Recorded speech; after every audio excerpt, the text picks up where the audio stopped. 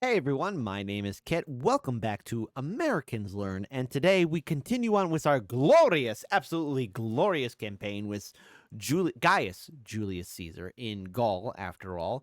And today, again, as I always ask for all of you, please be sure to like, comment, share, and subscribe.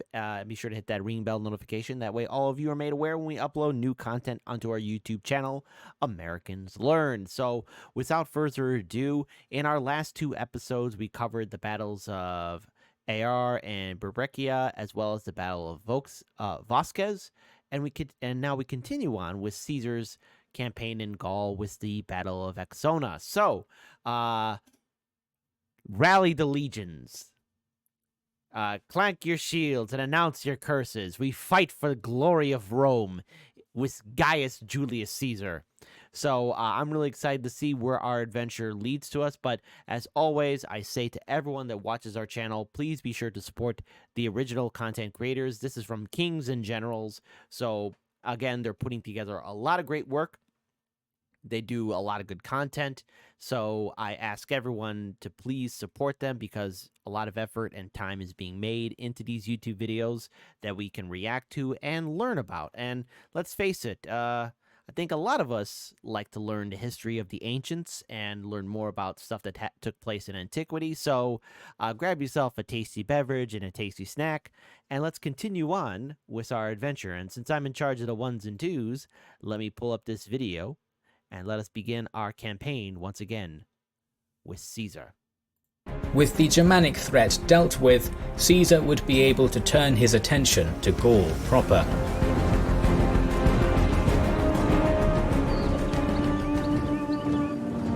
The Belgae were a loose collection of various tribes, and had fought constant wars with the Germanic tribes across the Rhine, which had fostered a strong and experienced warrior culture.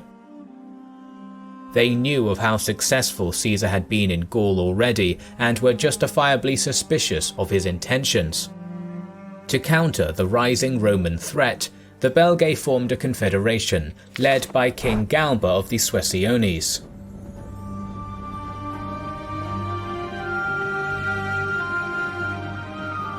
Labienus sent word of this coalition to Caesar in Cisalpine Gaul, who immediately took action.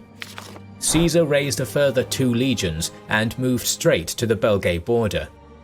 It is worth noting that Caesar now had 8 legions under his command, approximately 44,000 men including auxiliaries, double the amount he had initially been allocated by the Senate. Furthermore, while the Belgae raising an army could certainly be seen as a potential threat, Caesar made no efforts to get the casus bellus he had when fighting the Helvetii and Suebi. The Republic had less and less control over Caesar, and many in Rome were beginning to talk about these conquests not being in Rome's best interest, but in Caesar's.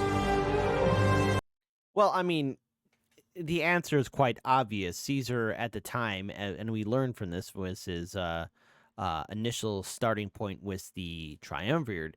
While he was part of like the religious order and connections through marriage through Pompey, he had to build a name for himself. But let's face it, in ancient Rome, while they like to call themselves a republic, it was an oligarchy. And in order to build power, you had to be a very successful military commander. So, in many ways, yes, Julius Caesar is doing this for his own benefit. But on the other hand, too, it is for the survival of his family, his name, and his supporters. Ancient Roman politics were very cutthroat. Obviously, we're foreshadowing something that will happen to Caesar far later on. But in order to be a very successful politician, you had to build a name and reputation. And a lot of these Roman senators, Roman consuls throughout antiquity, before the rise of the emperors, did everything for their own interests. Yes, in many ways, it was for the preservation of the republic.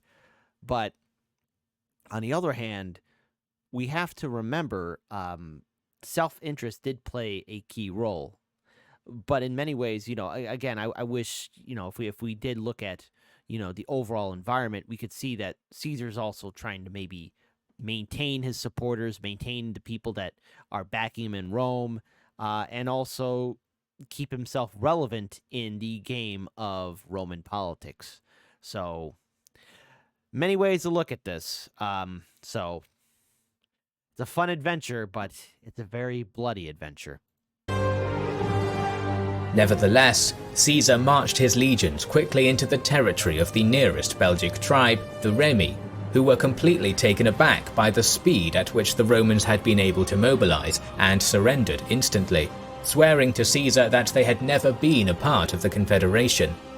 The Remi even provided Caesar with all the information they had on the alliance, including which tribes were involved, how many men each tribe was contributing, and that they were currently marching towards the Remi's territory. With this information, Caesar convinced his Gallic allies, the Aedui, led now by Divitiacus, to invade the lands of the Bellovaci, a powerful Belgae tribe, to open a second front, while he marched towards the Belgic alliance's main army. Caesar crossed a bridge over the Axona River and encamped in a strong position on a hill on the other side. The river provided protection from the rear, and marshy land at his front made a frontal assault difficult. Furthermore, Caesar had learned his lesson from fighting Ariovistus, and left 6 cohorts in a well-fortified position on the other side of the bridge, securing his supply line. With no chance of being starved out from his position, Caesar waited for the Belgae to make their move. And to be very clear here, in the previous videos that we covered, Caesar was clearly, in the last battle, nearly could have been overwhelmed. Again, he is on his own, and while he does have a formidable army and legions at his command, every move must be thoroughly calculated in order to preserve not only the lives of his men, but of their overall campaign in Gaul. If they suffer a devastating defeat, or either that, a victory that costs too many lives, it's the end for him. So he has to be very clever in every single move he makes, ensuring that the welfare of his troops are taken care of. And again, this is a chance for him to build a name for himself. But on the other hand, too, we have to look at this as Caesar building up the reputation of his forces, as, again, throughout this campaign, many of his troops will become seasoned veterans in Gaul. So, so interesting. Again, Caesar, a complex character, but overall, if I have to name some of my top favorite, Roman generals or key figures in history, Gaius Julius Caesar is up there, along with Augustus, the great Cincinnatus, Constantine the Great, and how can we all forget the wise intellectual Marcus Aurelius? Meanwhile, the Belgae had marched to the Remi town of Bibrax, just 8 miles from where Caesar was encamped, and besieged it. Caesar gives the total number of the confederation as 300,000. However, it is unclear how much this number is exaggerated and how many of these men were currently in the army. A more realistic estimation would be somewhere around 80,000 men, still a force to be reckoned with, almost double that of Caesar's. In the face of such a large force, the Remi sent messages to Caesar saying that they would be unable to hold the town without his help. Caesar, however, was reluctant to give up his defensive position, as he thought that the attack on Bibrax was a trap designed to force him to do that. Instead, he kept his legions in camp, but sent a substantial contingent of auxiliaries, composed mainly of Cretan archers and Balearic slingers, to sneak into Bibrax to help the Remi. With Bibrax thus reinforced, and Caesar not taking the bait, Galba instead marched his army to meet the Romans, encamping just 2 miles from the Roman camp. Caesar was reluctant to engage Galba straight away, and instead focused on cavalry skirmishes to test the strength of the Belgae. While this was going on, he further reinforced his position, digging long trenches and constructing defensive towers on the flanks of his position. Again, if you do look at previous other Roman commanders or either that arrogant Roman senators trying to quickly build a name for themselves, they would quickly go into formation. Some, not all, but let's be very clear. There were a lot of big egomaniacs in the Roman Senate and the Roman military, and yes, Caesar also showed signs of being an egomaniac. But what I like here is that Caesar gave time for pause for defenses, such as building towers, trenches, walls in which to halt the enemy advance and give the advantage to many of his forces in order for them to be successful on the battlefield. Realizing that attacking such a strong position would be suicidal, Galba instead sent roughly 15,000 to 20,000 men to ford the river and attack the 6 cohorts on the other side, hoping either to draw Caesar from the hill or to cut off his supply line and starve him out. Seeing this, Caesar gathered all his light infantry and cavalry and marched quickly to oppose the crossing, leaving his legions in their defensive position. The Roman cavalry arrived just in time and fell upon the few Belgae who had made it to the other bank, killing many and forcing them back into the river. At the same time, the Roman missile troops peppered the Belgae still in the water with stones, javelins and arrows. They doggedly tried to continue their crossing despite taking heavy casualties, but Galba had no choice but to pull his men back. To make matters worse, word had now reached him that the Aedui were rampaging through the Bellovaci lands. With the Romans to his front so heavily dug in, and with another army now threatening his flank, Galba decided to withdraw. The tribes would all disperse to their respective homelands, but all agreed to reassemble if the Romans marched further into Belgae lands. Honestly, they could have put up a fight if they stayed, and there wasn't any other additional problems. But oh boy, here we go. As the Confederation's army dispersed, Caesar cautiously pursued with his cavalry and 3 legions under Labienus, harassing the Belgae. Due to their lack of coordination, the Belgae suffered heavy casualties in this retreat.